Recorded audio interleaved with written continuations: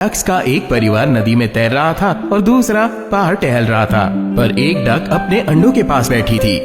मेरे बच्चे इन अंडों से कब बाहर आएंगे? अब तक तो अंडों को फूट जाना चाहिए था। मैं बहुत अकेली हूँ, किसी के पास मेरे लिए वक्त नहीं है। लेकिन मम्मी डक को ज्यादा देर रुकना नहीं पड़ा। जल्द ही अंडे टूटने लगे और छोटे छोटे डकलिंग्स ने धीरे धीरे चलना शुरू किया। ओह, मेरे बच्चे कितने सुंदर हैं। इधर आओ और सब लाइन में खड़े हो जाओ। 1, 2, 3, 4, 5। अरे इनमें से एक गायब है। मम्मी डक ने डर कर देखा कि एक अंडा अभी टूटना बाकी था। शायद मुझे इस अंडे के टूटने तक इस पे फिर से बैठना होगा। ये तो काफी बड़ा लग रहा है। जल्द ही वो अंडा भी टूटा, पर उसमें से जो डकलिंग निकला वो बड़ा और बदसूरत था। अरे ये नन्हा बच्चा तो अपने भाई बहनों से बिल्कुल ही अलग है। अगले दिन छोटे छोटे डकलिंग पानी में तैरने लगे। ओह, मैं आज बहुत खुश हूँ। सारे बच्चे कितने अच्छे से तैर रहे हैं और सबसे छोटा वाला भी बढ़िया तैर रहा है। चलो बच्चों, आज के लिए काफी है। हमें अंधेरा होने से पहले फार्म हाउस जाना होगा। पूरा परिवार फार्म के लिए निकल पड़ता है, जहाँ दूसरे डक्स भी रहते हैं। ये क्या, यहाँ पर इतने सारे डक्स क्या कर रहे हैं? बाकी के डक्स कितने सुंदर हैं, लेकिन ये बिल्कुल अजीब और भद्दा है। हाँ, काफी बदसूरत है। इसे यहाँ से निकालो। तुम लोगों को ऐसा नहीं कहना चाहिए। अभी ये काफी छोटा है और बड़ा होके ये भी बहुत खूबसूरत बनेगा। पर कोई चुप नहीं बैठा, उस डकलिंग का मजाक उड़ाते रहे। तुम सब इसे चिढ़ाना कब बंद करने वाले हो? मैं अपने नन्हे से इस बच्चे को इतना दुखी नहीं देख सकती। लेकिन वक्त के साथ साथ अगली डकलिंग और भी सहम गया। वो जहाँ जाता लोग उसका मजाक उड़ाने लगते। क्या तुमने आज तक इससे अगली कुछ देखा है? ओहो, इतनी सुबह सुबह किसे देख लिया? अब मेरा पूरा दिन खराब जाएगा। ये तो दिन ब दिन और बदसूरत होता जा रहा है। बदसूरत डकलिंग कहीं जाकर अकेले में रोना चाहता था। उसके भाई बहन भी उसका मजाक उड़ाते थे। मम्मी डक अपने अगली डकलिंग को इस तरह देखकर बहुत दुखी थी। कोई भी मुझसे बात करना नहीं चाहता, मेरे साथ खेलना भी नहीं चाहता, मुझे कोई पसंद नहीं करता। और अगली डकलिंग उड़कर फार्म से भाग गया और उड़ते उड़ते वो एक खाई के पास पहुंचा। उसने फैसला किया कि वो रात वहीं रुकेगा। बहुत थकान हो रही है, आज रात को यहीं रुकना पड़ेगा। अगली सुबह वो दूसरी डक्स की आवाज से जाग गया और उसके सामने से जंगली बतख का झुंड गुजरा। कौन हो तुम और यहाँ क्या कर रहे हो? क्या मैं कुछ देर यहाँ रुक जाऊँ प्लीज? मेरे पास कोई घर नहीं है। तुम बहुत अगली हो।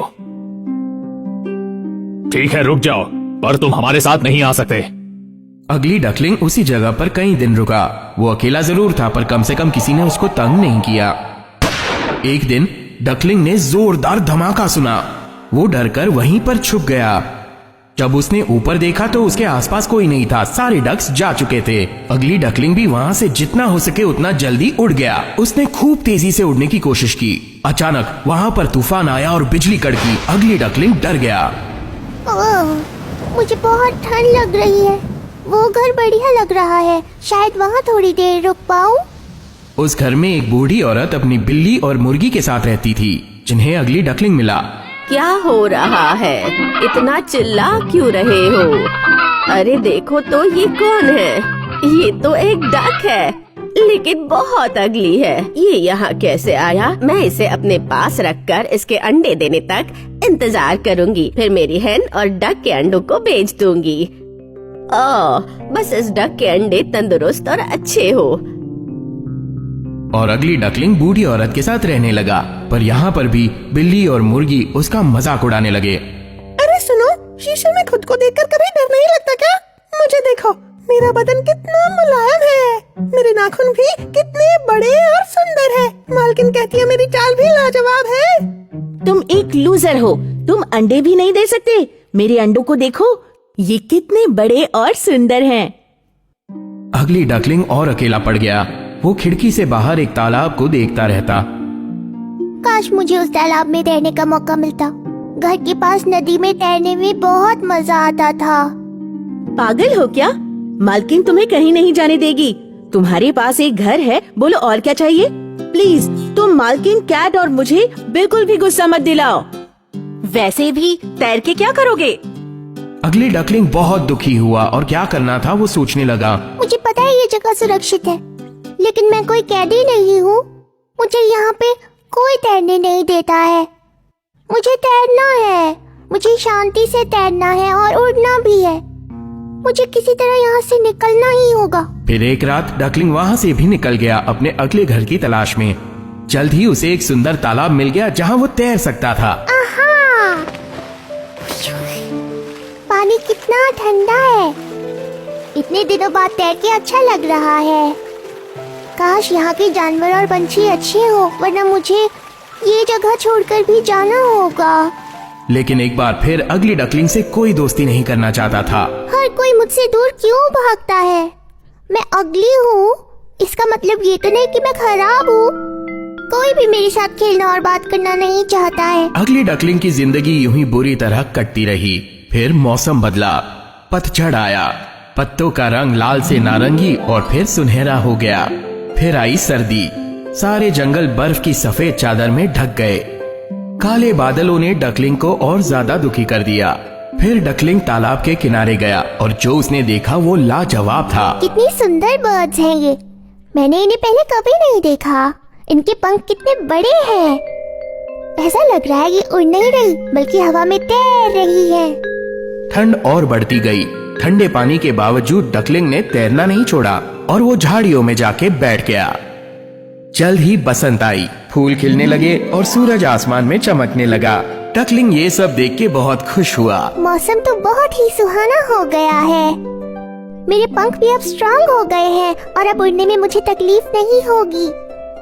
अचानक डकलिंग ने उन पक्षियों को फिर से देखा जो उसे बसंत में दिखे थे और वो भागकर झाड़ियों में छुप गया। वो बर्ड्स कितनी सुंदर है। मुझे उनके सामने नहीं जाना चाहिए वरना वो मेरा मजाक उड़ाएंगी। शायद ये बर्ड्स मुझे मार भी सकती हैं। सब लोग हमेशा मेरा कितना मजाक उड़ाते हैं। पहले फार्म में डकलिंग्स, फिर मेरे भाई और बहन, हेन और कैट उस घर में, और भी कई सारे लोग। मुझे पैदा ही नहीं होना चाहिए था। डकलिंग तालाब के पास एक कोने में चला गया। वो बहुत ज्यादा दुखी था। वो फूट फूट कर रोने लगा। फिर अचानक उसने तालाब में अपनी परछाई देखी और अपनी आंखों पर विश्वास नहीं कर पाया। तालाब के साफ पानी में उसे साफ साफ दिखाई देने लगा कि अब वो कोई काला सा बदसूरत डकलिंग नहीं रहा, बल्कि अब वो एक खूबसूरत स्वॉन बन चुका था। हाँ, वो अगली डकलिंग नहीं, एक स्वॉन था। बाकी सारे स्वॉन्स ने उसका स्वागत किया और उसको ढेर सारा प्यार दिया। आखिरकार उस छोटे से भद्दे से डकलिंग को एक परिवार और दोस्त मिले, खूबसूरत स्वॉन्स के रूप में। एक परिवार 2 बच्चों के साथ स्वॉन्स को देखने आया। देखो वहाँ एक डक है।